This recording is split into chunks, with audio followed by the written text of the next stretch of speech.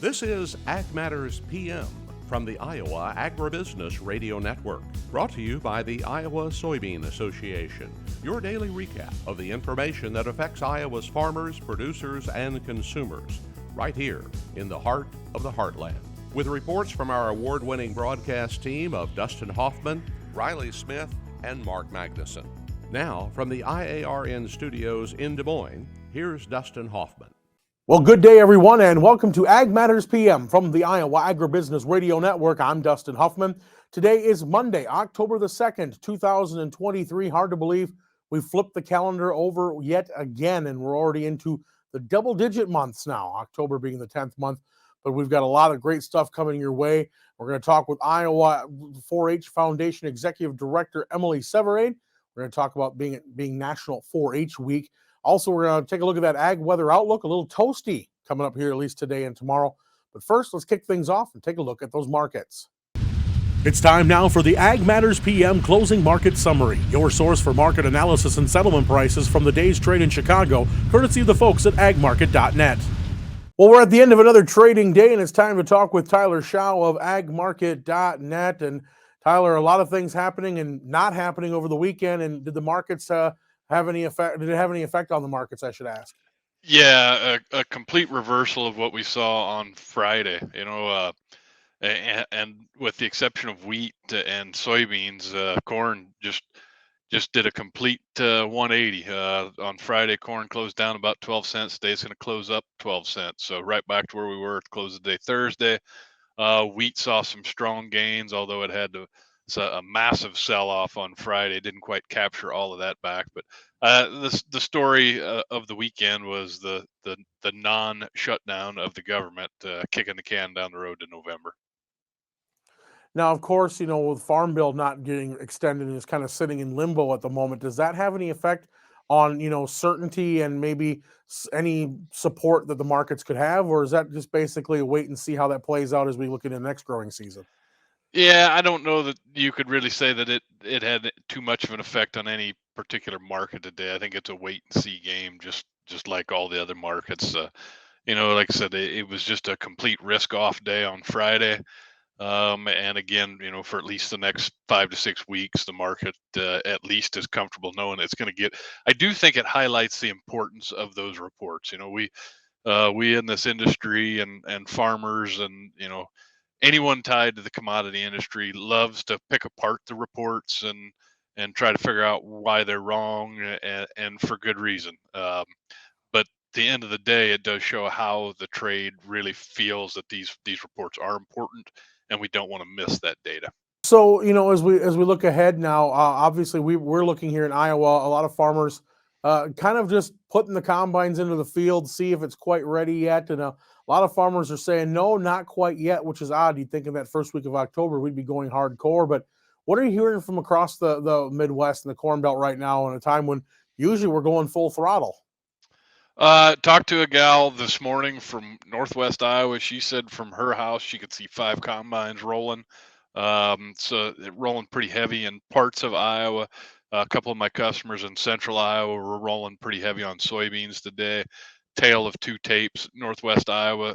Soybean yields not nearly up to par, probably 10, 20 bushels below average.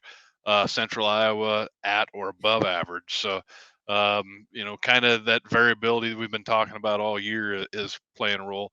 A lot of combines, we're getting a lot of yield reports out of Illinois, where I've got to tell you that so far the early reports have been very, very positive for yields. And just now, like where I'm at in North Dakota, just talking to some guys today that one area in southeast North Dakota was rolling and yields were phenomenal. And a lot of the other places we've been dealing with fog early in the morning and heavy dews, and they're just kind of trying to wait and hopefully things dry up enough they can get out in the field. But it's starting to pick up pretty heavy. And you mentioned that variability. It's definitely been the sign of the haves and the have-nots when it came to precipitation. We did get a substantiated report of 100 bushels per acre soybeans in southeast Iowa. So that does, of course, don't let the market hear that too loudly. But so I mean, it does show that variability, but it also does show the resiliency of the hybrids that we're able to put out there that can stand up in some of these adverse conditions. Yeah, so I'm from Western North Dakota, and we always say we're always 2 weeks away from a drought, which is generally true. But the one thing I can tell you, we've grown some big wheat crops out in this country with very little rain, and it all comes down to the timing of that rain. And in the Midwest, the Iowa and Illinois farmer, I wouldn't say doesn't have to worry about being 2 weeks away from a drought very often, but I think the last 2 years have just shown the importance of those timely rains. So as we move over to the livestock side of things, cattle and hogs, what did we see come out of the start of this week?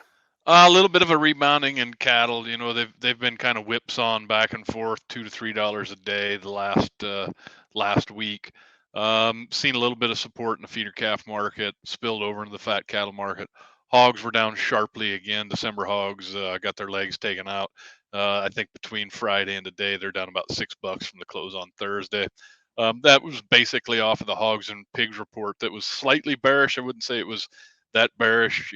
There's a lot of things you could pinpoint that to, but one of the interesting things I think to look at is the fact that the pigs per litter just keeps increasing, which means the hog producers are getting more efficient, and we're just getting more pork out of fewer sows.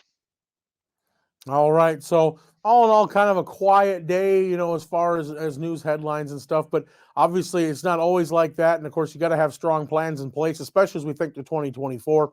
If there's viewers out there that want to talk with agmarket.net and find out what kind of options or what kind of strategies they should be thinking about employing, how do they get in touch with you all? Check us out on the internet, agmarket.net. If they want to call direct, the number 701-987-6009. All right, Tyler, thanks so much for the insight. We'll talk to you again real soon. You bet. See you, Dustin. That again was Tyler Schau of agmarket.net. Let's go ahead and run down those closing numbers. Those come to us courtesy of the folks at Bar Chart. December corn was up 12 at 488 3/4. March was up 12 at 503 3/4. November beans up 2 at 1277 even. January up 2 1/4 at 1296 3/4. October soybean meal was down $8.30 at 367.60. Soy oil $2.41 higher at 59.85. Chicago wheat up 22.5 at 596 even. Minneapolis up 9.5 at 718 3/4. Kansas wheat up 13 at 676 3/4. March oats up 1 1/4 at 451 3/4. October live cattle 22 cents higher, 184.42. Feeders up 85 cents at 253.32. Lean hogs 35 cents lower at 79.85. Pork cutouts even at 91.35. And Class 3 milk for October 8 cents higher at 16.96. And that's been the Ag Market Recap. We're going to take a quick break here, and then we'll be talking with Iowa 4-H Foundation Executive Director Emily Saveraid. This is Ag Matters PM. Iowa Soybean Association is driven to deliver for Iowa's 40,000 soybean farmers. We're proud to provide objective agronomic research, a helping hand with soil and water stewardship, and timely industry news powered by the Soybean Checkoff. Learn more at iasoybeans.com. Welcome back to AMPM from the Iowa Agribusiness Radio Network. I'm Dustin Huffman. Well, this is National 4-H Week, and of course, that program gets a lot of attention, especially when we're at the fairs and different goings-on throughout the year, and especially the summer. We see those animals, the quilts, the refinished furniture, the tractors, whatever. There's lots of things going on. A lot of kids around the state making that happen and learning some very important life lessons that will serve them throughout their lives. But of course, it's not just for the kids in rural America.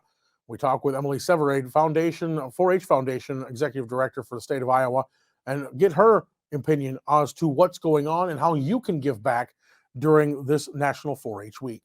On the Iowa Agribusiness Radio Network, talking right now with Emily Saveraid. She is the Executive Director of the 4-H Foundation here in Iowa. Emily, thanks so much for taking the time to visit with us today. Hey, thank you. We sure appreciate you having us. So as we have you here on the program, we're at the beginning of National 4-H Week going on now until the 7th. Let's talk a little bit about the importance of having a recognition like National 4-H Week, and talk a little bit about what the program means to these kids. That's right. We celebrate National 4-H Week the first full week of October every year, which is great because it really does coincide with the new 4-H year.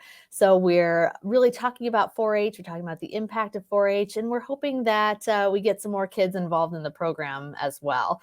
Here in Iowa, 4-H reaches over 124,000 young people. We're really proud of what 4-H does and what 4-H is for those young people across the state. But we know that 4-H can benefit all young people no matter where they live. And so we want to encourage more kids and more families to get involved with the program. And that kind of brought me to my next point there. You know, we see, and most of our people out there, our viewers, when they think of 4-H, they think of those animals at the county and the state fairs. But 4-H is so much more than that, and it's more than just agriculture. There's a lot of life lessons that are beneficial to kids who live in urban areas as well.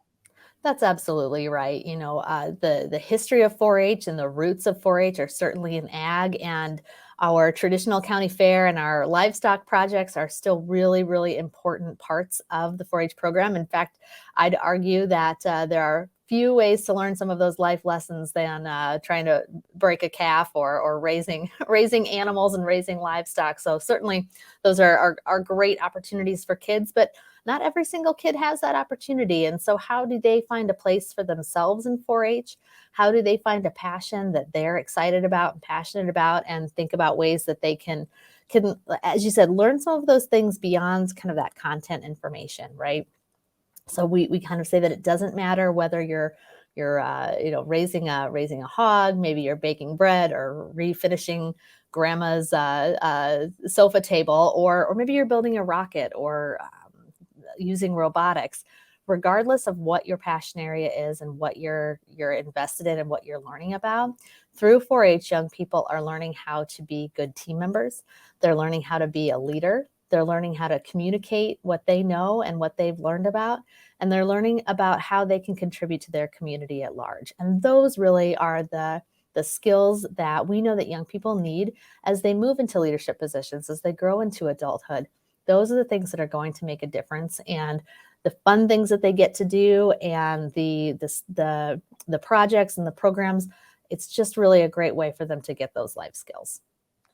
Now, one of those important parts of National 4-H Week as well is 4-H Giving Day, and that's going to be October 3rd and 4th. You want to tell us a little bit about what that's all about? Absolutely. Of course, to keep a program like 4-H running, it takes a lot of contributions, to be honest, from individuals, from business partners. A lot of people come together to help make the 4-H program possible and make some of those extra things possible for young people. So during National 4-H Week, noon to noon on October 3rd through 4th is an opportunity for alumni, friends, really to come together to give a little bit back to their 4-H program. So folks can give either to a specific program area that they're passionate about, they can give to a specific county, or they can direct their gift to go to the greatest need, and we'll put those dollars to work where they're needed most here in the 4-H program.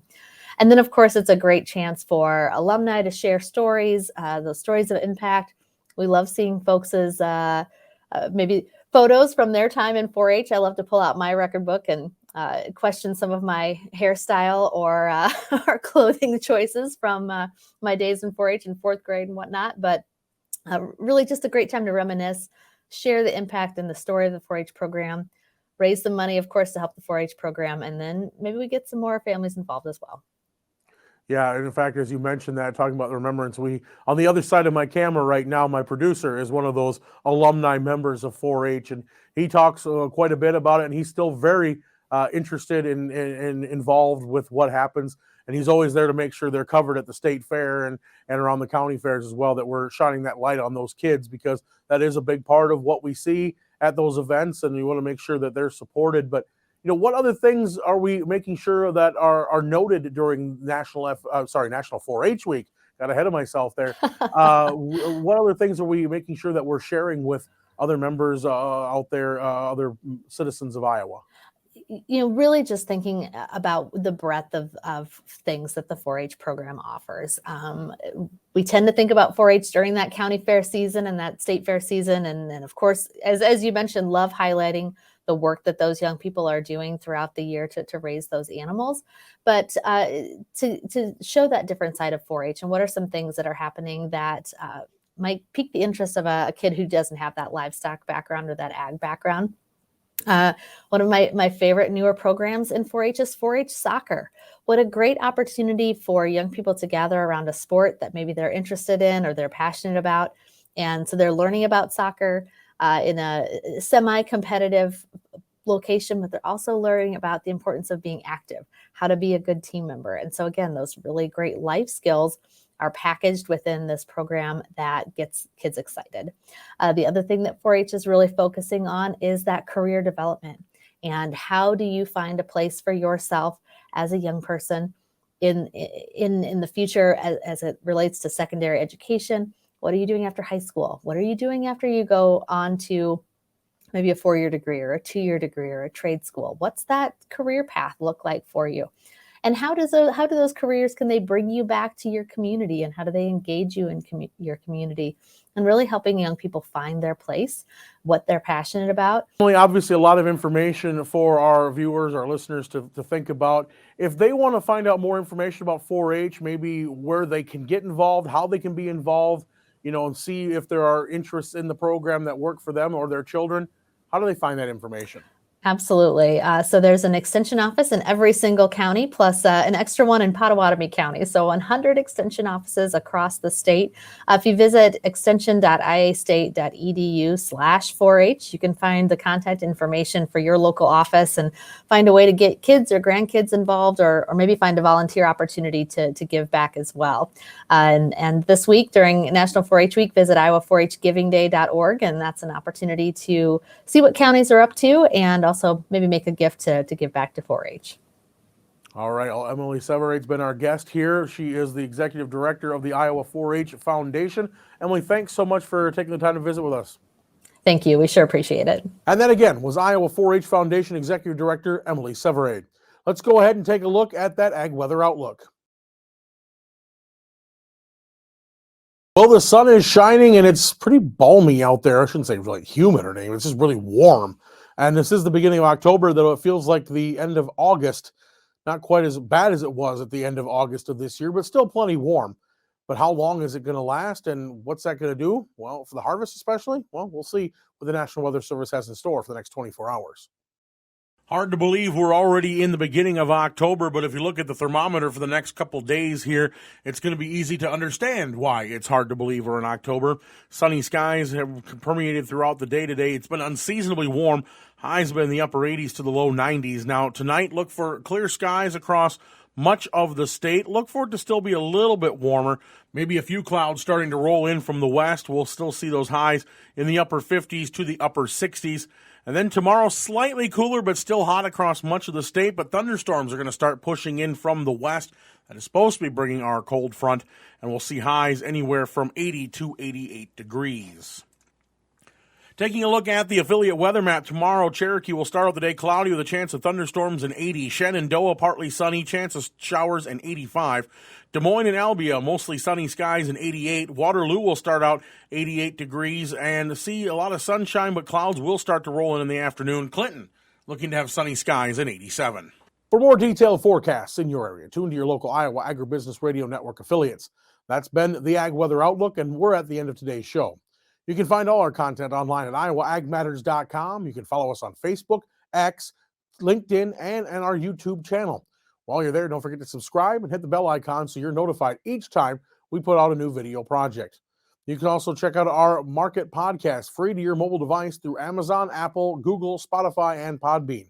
From the IARN studios in Des Moines, I'm Dustin Huffman. For Riley Smith, Mark Magnuson, and Andy Peterson, we thank you for watching. This has been Ag Matters PM.